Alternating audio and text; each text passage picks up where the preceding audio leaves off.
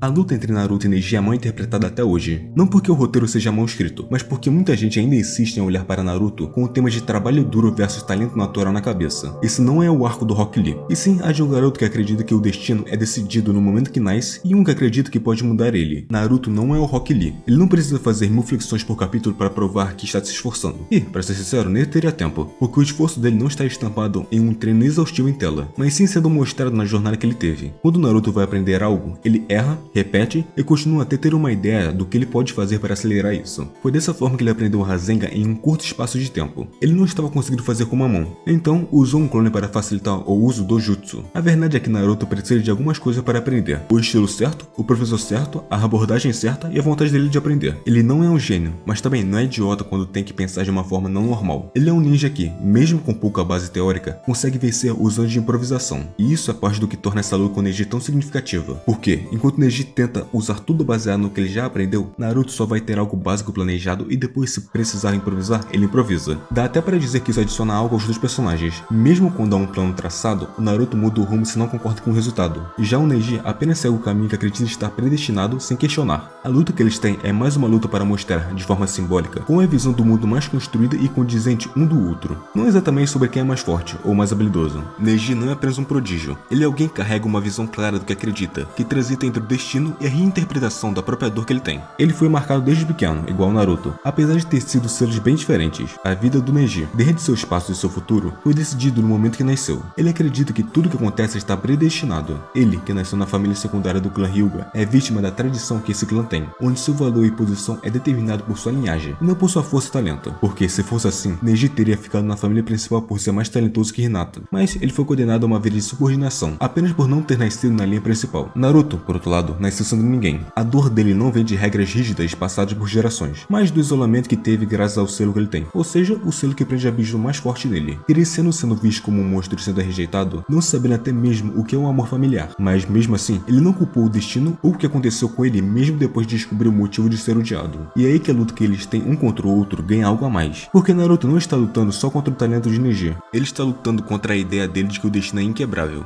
Naruto nunca quis destruir o destino, ele apenas quis desafiar o que lhe foi dado. Isso é mais maduro do que simplesmente negar. Não é à toa que um dos motivos por trás do seu objetivo de se tornar Hokage é justamente provar o contrário de que todos diziam sobre ele, como se desafiar esse rótulo fosse a única forma de lutar contra o destino de se tornar um ninguém. E guarde isso na mente, porque ainda vou usar esse tema mais pra frente. Neji carrega o peso de um trauma que sua família o marcou, e ele se vê preso em uma escolha que não pode mudar. Ele aceitou, na sua visão, que o que acontece está fora do seu controle, o que faz dele um refém daquilo que acredita ser seu destino. Já o Naruto não nasceu em uma posição de privilégio, nem foi abençoado com talento natural, nem com status que o colocasse em uma posição de destaque. Naruto é o tipo que não aceita o destino imposto por outros. Ele falhou inúmeras vezes, mas seguiu em frente, já que foi nisso que ele acreditava. Neji, por outro lado, nasceu livre, mas quando Hinata, sua prima da família principal, completou 3 anos, ele foi marcado. Um selo amaldiçoado que não só tira a liberdade, mas serve como um lembrete que ele nasceu apenas para servir. E ele descobriu sobre o que iria ser sua vida e como funcionava superficialmente quando seu pai, Hisashi, foi punido na frente dele com a dor do selo marcado nele. Foi nessa época que Kumogakure tentou atacar. Falaram que iriam fazer um tratado de paz em um evento cerimonial apenas para sequestrar Hinata quando estavam distraídos para poder roubar o segredo do Byakugan. Mas Hiashi, o líder da família principal e também o tio de Neji, matou o invasor. Depois de conversas políticas, a confusão foi abafada com um acordo. Kumogakure exigiu o corpo de Hiashi como compensação. Kono hesitou, isso é óbvio, mas como possivelmente iria ter uma guerra entre as vilas se continuasse, Hisashi se ofereceu. Ele morreu no lugar do irmão e por causa do selo amaldiçoado, seu Byakugan foi destruído com ele.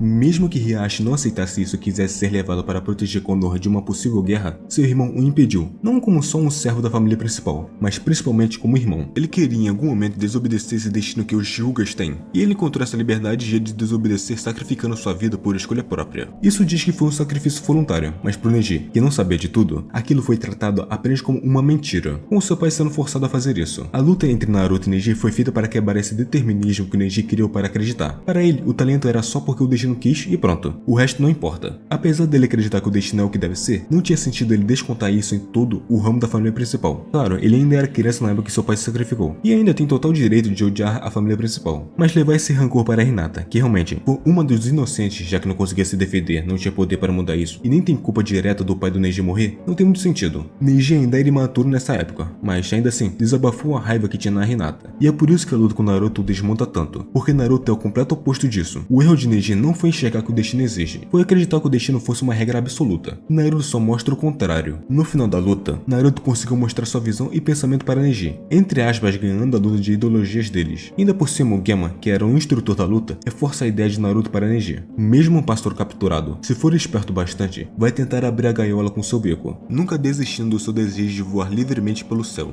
Agora, falando sobre o destino que o Neji diz, pelo menos o que eu entendi, e o que é apresentado durante esta história toda, já que eu vi muita gente debatendo sobre isso, Neji não estava só filosofando sobre o universo, ele estava falando da própria vida, do selo que carrega na testa, da dor de ver o pai morrer no lugar de outro só porque nasceu alguns segundos antes ou depois. Ele acreditava que o destino de um membro da casa secundária era, fatalmente, ser descartável, e se fosse necessário, morrer por isso. Para ele, o destino era uma estrutura concreta que define quem você é, o que você pode ser e até quando você pode viver. A visão dele foi moldada por experiências marcadas pela hierarquia cura do clã Hyuga. Neji foi ensinado através da experiência que seu papel no mundo já estava escrito, e que se tentasse fugir disso, só encontraria mais sofrimento. Por isso ele fala dessa forma, porque Neji fala sobre o destino não por arrogância, mas sim mais pelo trauma e experiências que ele teve. E isso fez com que ele desenvolvesse uma visão pessimista sobre a liberdade. Para ele, o livre-arbítrio era só uma mentira. Ele acreditava que as pessoas estão fadadas a repetir os papéis que o mundo lhes impõe, sem espaço para escolha. Mas enquanto Neji enxergava o destino como um caminho inevitável que você carrega desde o nascimento, podia-se dizer que Naruto o via como uma parede que ele jurou quebrar com a cabeça, se fosse preciso. Porque, se formos sinceros, o destino de Naruto era o fracasso. Ele nasceu órfão, rejeitado, amaldiçoado com uma besta dentro de si que o próprio vilarejo temia. Era para ser só mais um caso perdido. Um Jinchuriki isolado, cheio de ódio, criado num sistema que destrói os seus desde cedo. E mesmo sem ampliarmos isso, como reencarnação de Ashura, ele foi jogado direto no meio de um ciclo milenar, que sempre acabava da mesma forma. Guerra, ódio, reencarnação e mais guerra. O destino dele era repetir. Repetir Hashirama e repetir os erros do passado. Cair como todos os outros caíram antes dele. Então sim, Naruto também tinha um destino. Mas não era só o herói perfeito. Era ser mais um fracasso numa longa linhagem de fracassos. E foi justamente isso que ele quebrou.